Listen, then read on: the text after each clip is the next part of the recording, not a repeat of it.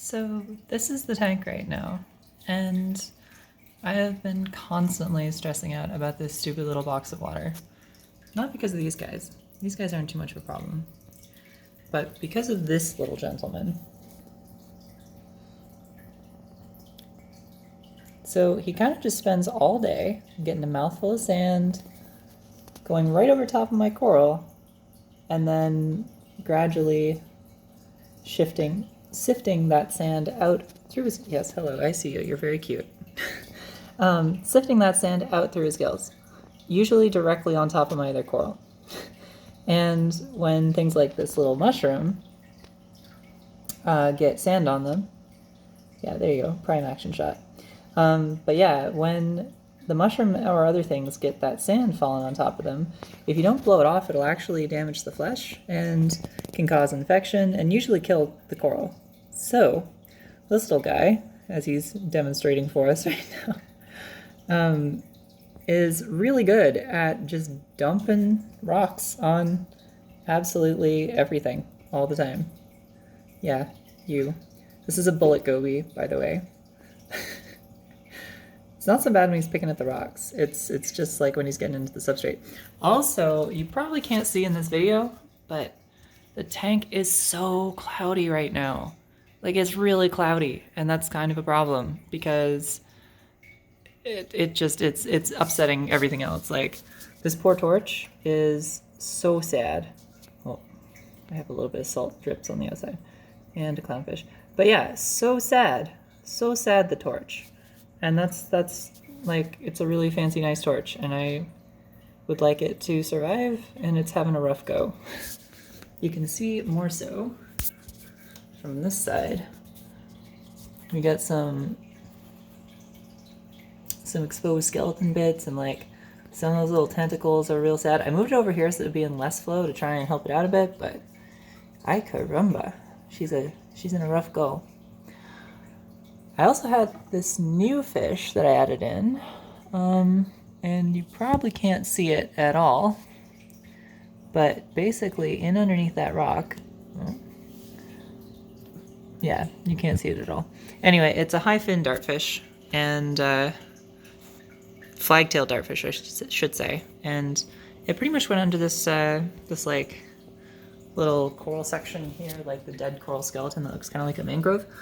I think it's a super cool rock. Anyway, it kind of went in under there and just has vanished forever now.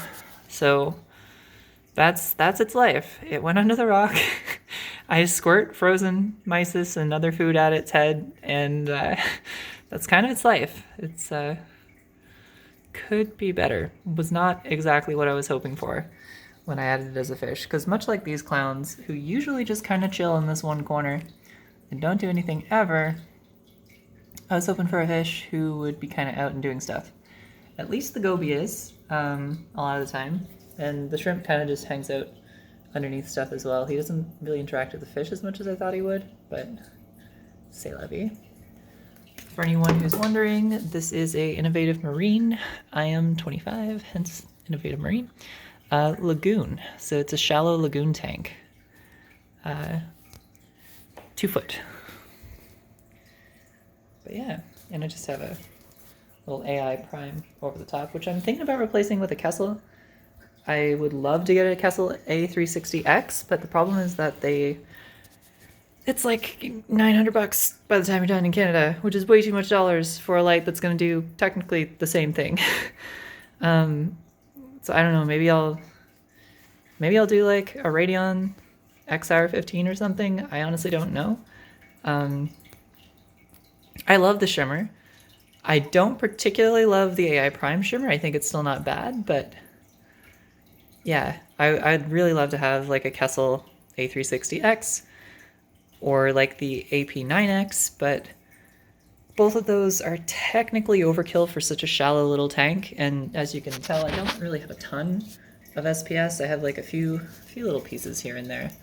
I'll pop that white balance up so you can see it a bit better, but basically I have I've got a stylo up here, then I have a bird's nest, That's a Miyagi tort that got really sad due to some salinity issues. And then this other bird's nest is doing pretty good. Also a flower pot coral back here, whose scientific name I usually remember, but have seemed to forget. Oh wow, that's really bad, sorry. There we go. Gorgonia, maybe? Anyway. It's real also sad. Some of this other stuff's doing pretty good, like this ultimate Dragon Soul Fabia and like those Utter Chaos. I added that candy cane recently, and the other... Saying I can keep mushrooms and zoas doesn't really say much. This mushroom in particular is a casualty of the Goby. Kind of hard to see from this angle, but the whole center part is kind of got a hole in it now, which I'm not happy about. But yeah, I feel like if I had a Kessil or something else, I could grow coral a lot better. It's really not been super great. Like this guy down here, here, I'll pop that up a bit. This little Zoa here, when I got it, it was 2 heads. Now it's actually closer to 5 heads, which I'm happy about. What else has grown? I think there's a couple more heads on this one. I think this is like a radioactive something or other. And then I've had this chalice has grown pretty well from a frag. This was 1 frag, and now I have it here. I've given away a couple pieces, and then I also have another piece up here. Kind of hard to see. But yeah, I would be happy with the tank were it not for these kinds of issues. And again, I've got a little bit of money coming, year-end bonus kind of thing, so I technically could buy a Kessil. It's just, can I justify it? Like the fact that it doesn't have the Wi-Fi controls and stuff by default, so like you're paying like near $600 for a light that doesn't have any programmability or controllability with it. And it's also a single pendant, so I would have the same problem I have with this light, which is shadowing. So I'm not super jazzed about it from that perspective. Yeah, there you are, you little bugger. So yeah, let me know in comments as well if you have any opinions on the Kessils, you've used them, love them. I hear they're really good for coloration. I had a Kessil A360W years ago, and I loved it. But when I look at the power values and stuff on the 90-watt Kessil for all that many dollars, it's not exactly encouraging, to be honest. I'm keeping a mixed reef that's mostly lower light corals, so like LPS and softies, with a few acros at the top there. And because of how shallow it is, like I think I'll get high power values, even though it's a lower wattage light and a lower power light. And also Kessil has the Kessil logic, which helps you with growing the coral. And they also, yeah, they also constantly talk about how there's so much more to it than just the par values. So I'm not sure if using,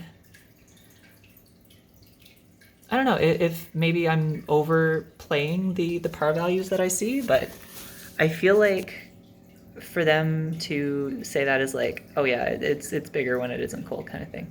Anyway, so I would love to have the light and test it out. Maybe someday I'll be able to get one. Maybe I'll buy one myself. But it's a lot to pay right now, especially for a little tank like this. It's only 25 gallons. Yeah, I mean, I could do that. It's just there's so much you have to add by the time you get the mounting arms, the Wi-Fi dongle, and I hate that it's a dongle because like salt water is going to get between the USB connections. It's a recipe for a bad time. I do love my little clowns. They're locally captive bred designer clowners. They're fun, but again, this is actually the most active they've been. You guys are in luck. Got some little GSP on the go. I got some of the minty kind here, and then more of the teal back there with a couple more little pieces of the minty kind, or the bright green, I should say. Anyway, this is almost 10 minutes, so I'm going to cut it here. But do let me know if anyone has tips about how to resolve the cloudiness, probably due to that guy. I just changed the filter floss. and did some partial water changes. And if you have any ideas about how to save my torch, I put it over there, and I don't know, maybe that's too low flow. Of course, I have my thing on random, so it's a Nero 3. Every now and then it just kind of doesn't do a ton, and then other times it goes super ham. But yeah, we'll see. Cheers, folks, and thanks.